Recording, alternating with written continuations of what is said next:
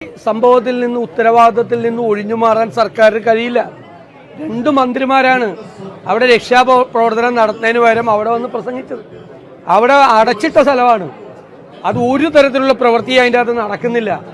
അത് പൂട്ടിയിട്ടിരിക്കുന്ന സ്ഥലമാണ്. ഒരു മനുഷ്യൻ അതിൻ്റെ അകത്തില്ല എന്ന് ആരാണ് മന്ത്രിമാർ പറഞ്ഞപ്പോഴാണ് രക്ഷാപ്രവർത്തനം നടക്കാതെ പോയത്. രക്ഷാപ്രവർത്തനം പിന്നീട് നടന്നത് ശ്രീ ചാണ്ടി ഉമ്മൻ വന്ന് ബഹളം ഉണ്ടാക്കിയതിന് ശേഷമാണ്. അപ്പം ആരാണ് മരണത്തിൻ്റെ വ്യാപാരികൾ? ഞങ്ങൾ ഉയർത്തിക്കാട്ടും. ഗവൺമെന്റിന്റെ തെറ്റുകളെ വിമർശിക്കുക എന്നുള്ളതാണ്. ഞാൻ ചോദിക്കട്ടെ, ഡോക്ടർ ഹാരിസ് പറഞ്ഞതിന് ശേഷമോ അല്ലെങ്കിൽ മെഡിക്കൽ കോളേജിലെ കെട്ടിടം ഇടിഞ്ഞു വീണതിന് ശേഷമാണോ ആരോഗ്യരംഗത്തെക്കുറിച്ച് ഞങ്ങൾ വിമർശിക്കാൻ തുടങ്ങിയത്? ഞങ്ങളിത് കഴിഞ്ഞ കുറേ നാളുകളായി കോവിഡ് കാലത്ത് തുടങ്ങിയതാണ് ഇവർ ഈ വേഷം കെട്ട്.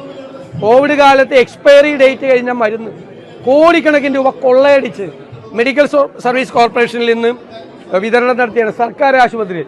എക്സ്പയറി ഡേറ്റ് കഴിഞ്ഞ മരുന്ന്, കാലാവധി കഴിഞ്ഞ മരുന്ന് വിതരണം നടത്തിയ കൊള്ളക്കാരാണ് ഇവര്.